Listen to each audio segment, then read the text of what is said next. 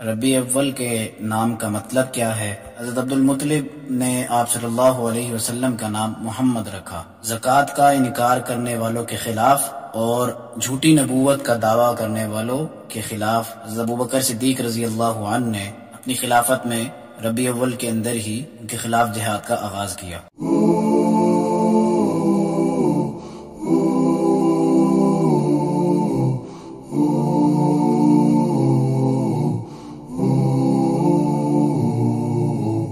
الحمدللہ والصلاة والسلام علی رسول اللہ، اما بعد۔ قابل احترام ناظرین سامعین، السلام علیکم ورحمۃ اللہ وبرکاتہ۔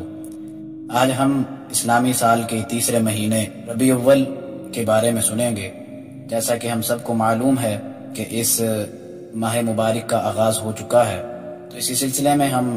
اس ماہ کی فضیلت اور اس میں ہونے والے اہم واقعات کے بارے میں سنیں گے۔ ربیع اول کا مطلب، جو لفظ ربیع ہے اس کا مطلب ہوتا ہے بہار۔ ربیع اول کا مطلب ہوا پہلی بہار، اور اسی طرح جو اس کے بعد آنے والا ماہ ہے ربیع الثانی، اس کا مطلب ہے دوسری بہار۔ اس دور میں ان دنوں کے اندر بہار کا موسم ہوا کرتا تھا کہ پھول کھلتے تھے، درختوں پر پتے اگتے تھے، درختوں پر کھجوریں اگا کرتی تھی۔ تو اسی وجہ سے اس ماہ کا نام ربیع اول اور اسی طرح دوسرا ماہ جو ربیع الثانی ہے اس وقت سے ہی چلتا آ رہا ہے۔ قرآن و حدیث میں براہ راست اس ماہ کی فضیلت کا کوئی ذکر تو نہیں ہے، لیکن اس مہینے میں سید الانبیاء خاتم النبیین، ہم سب کے پیارے نبی حضرت محمد صلی اللہ علیہ وسلم کی پیدائش ہوئی تھی، اور اسی وجہ سے ہی پوری امت کے لیے یہ ماہ بہت عظمت والا مہینہ ہے۔ ربیع اول کا مہینہ مسلمانوں کے لیے خوشی اور غم دونوں کا مجموعہ ہے۔ خوشی اسی لیے ہے کہ نبی اکرم صلی اللہ علیہ وسلم کی پیدائش اس مہینے میں ہوئی تھی، اور غم اس لیے ہے کہ اسی مہینے میں آپ صلی اللہ علیہ وسلم کا وصال بھی ہوا تھا۔ یہ مہینہ ہمیں نبی اکرم صلی اللہ علیہ وسلم سے محبت اور سیرت پر عمل کرنے کی یاد دہانی کرواتا ہے۔ اس ماہ میں جو اہم واقعات جو پیش آئے اس میں سب سے پہلا تو یہی ہے، عام الفیل کا سال ماہ ربیع اول میں مکہ مکرمہ میں حضرت آمنہ کے گھر نبی اکرم صلی اللہ علیہ وسلم کی ولادت ہوئی تھی۔ اور عام الفیل اس سال کو کہتے ہیں کہ اس سال ابراہہ کا لشکر، جس کا ذکر سورۃ الفیل کے اندر تفصیل سے آتا ہے کہ ابراہہ جو کہ ایک عیسائی بادشاہ تھا، اپنی ایک بڑی فوج جس میں بہت بڑی تعداد میں ہاتھی بھی تھے، ان کو لے کر خانہ کعبہ پر اس نیت سے حملہ کرنے آیا کہ وہ اس کو گرا دے گا، لیکن اللہ تعالیٰ نے اپنے پرندے ابابیل، جن کا سورۃ الفیل میں ذکر کیا ہے، ان کے ذریعے سے اس کی پوری فوج کو ہلاک کر ڈالا۔ بعض روایات میں آتا ہے کہ جب نبی اکرم صلی اللہ علیہ وسلم کی پیدائش ہوئی تو آسمان میں ایک خاص روشنی ظاہر ہوئی جس سے شام کے محلات تک روشن ہو گئے۔ حضرت عبد المطلب جو کہ آپ صلی اللہ علیہ وسلم کے دادا تھے، انہوں نے آپ کا نام محمد رکھا، جس کا مطلب ہے جس کی تعریف کی جائے۔ اسی طرح ماہ ربیع اول میں جو اہم واقعات مزید پیش آئے، ہجرت مدینہ کا آغاز بھی اسی ماہ میں ہوا تھا۔ جب مکہ مکرمہ میں کفار نے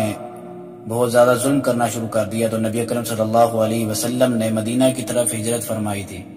اور اسی دوران غار ثور کے اندر آپ صلی اللہ علیہ وسلم نے 3 دن قیام کیا تھا، جہاں پہ آپ صلی اللہ علیہ وسلم کے ساتھ حضرت ابوبکر صدیق رضی اللہ عنہ بھی موجود تھے۔ اسلام کی جو پہلی مسجد، مسجد قباء، اس کی تعمیر کا آغاز بھی ماہ ربیع اول میں ہی ہوا تھا۔ ایک غزوہ صفوان، جسے بدر صغریٰ بھی کہا جاتا ہے، وہ بھی اسی ماہ میں پیش آیا تھا۔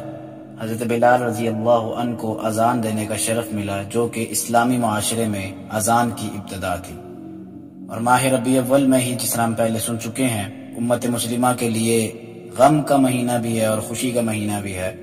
کہ اسی مہینے میں ہی نبی اکرم صلی اللہ علیہ وسلم کی 63 سال کی عمر میں وفات ہوئی تھی، اور یہ دن پوری امت مسلمہ کے لیے بہت بڑا صدمہ تھا کہ اس کے کچھ واقعات ہمیں سننے کو ملتے ہیں کہ حضرت عمر رضی اللہ عنہ صدمے سے اس قدر غصے میں آ گئے کہ اپنی تلوار نکال کر یہ کہا کہ جس نے کہا کہ نبی اکرم صلی اللہ علیہ وسلم اس دنیا سے رخصت ہو گئے ہیں تو میں اس کی گردن اڑا دوں گا۔ تو اس موقع پر حضرت ابوبکر صدیق رضی اللہ عنہ نے پوری امت کو، تمام صحابہ کرام کو حوصلہ دیا اور ایک تاریخی خطاب وہاں پر ارشاد فرمایا، اور جس کا آغاز انہوں نے سورہ آل عمران کی آیت سے کیا، وما محمد الا رسول، کہ محمد صلی اللہ علیہ وسلم ایک رسول ہیں، ان سے پہلے بھی رسول گزر چکے ہیں، اگر یہ وفات پا جائیں تو کیا تم اپنی ایڑیوں کے بل پلٹ جاؤ گے؟ تو اس واقعے نے امت کو یاد دلایا کہ نبی اکرم صلی اللہ علیہ وسلم کا پیغام باقی ہے اور ہمیں اس پر عمل کرنا ہے اور اس کی تبلیغ کے لیے جد و جہد کرنی ہے اور اس کو پوری دنیا کے اندر پھیلانا ہے۔ ماہ ربیع اول میں نبی اکرم صلی اللہ علیہ وسلم کی وفات کے بعد جو سب سے بڑے واقعات پیش آئے، حضرت ابوبکر صدیق رضی اللہ عنہ کی خلافت میں 2 فتنے جن کا آغاز ہوا، جن میں سے ایک تو فتنہ ارتداد تھا کہ مختلف قبائل نے زکوٰۃ دینے سے انکار کر دیا تھا، دوسرا جھوٹی نبوت کا دعویٰ تھا کہ جس میں بہت سارے لوگوں نے جھوٹے نبیوں کی پیروی شروع کر دی تھی۔ اس کے جواب میں حضرت ابوبکر صدیق رضی اللہ عنہ نے سخت فیصلہ کیا اور یہ فرمایا کہ جو زکوٰۃ میں ایک رسی بھی دینے سے انکار کرے گا میں اس سے جنگ کروں گا، یعنی اعلان جہاد کیا۔ اور اسی طرح نبی اکرم صلی اللہ علیہ وسلم نے جو اپنی زندگی میں ہی جھوٹے نبیوں کے خلاف جو لشکر تیار کیا تھا، اس لشکر کو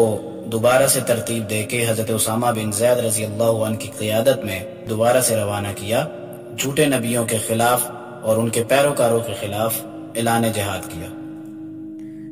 ماہ ربیع اول کا مہینہ ہمیں یاد دلاتا ہے نبی اکرم صلی اللہ علیہ وسلم کی حقیقی محبت عمل کے ذریعے ظاہر ہوتی ہے۔ نبی اکرم صلی اللہ علیہ وسلم کی سیرت کو پڑھنا اور اس پر عمل کرنا سب سے بڑی عبادت ہے، اور یہ مہینہ شکر گزاری اور اصلاح حال کا مہینہ ہے۔ اللہ تعالی ہمیں صحابہ کرام جیسی محبت عطا کرے کہ جس طرح انہوں نے نبی اکرم صلی اللہ علیہ وسلم سے محبت کی تھی، ویسے ہی ہم بھی نبی اکرم صلی اللہ علیہ وسلم سے محبت کرنے والے بن جائیں۔ آمین۔ وما علینا الا البلاغ المبین۔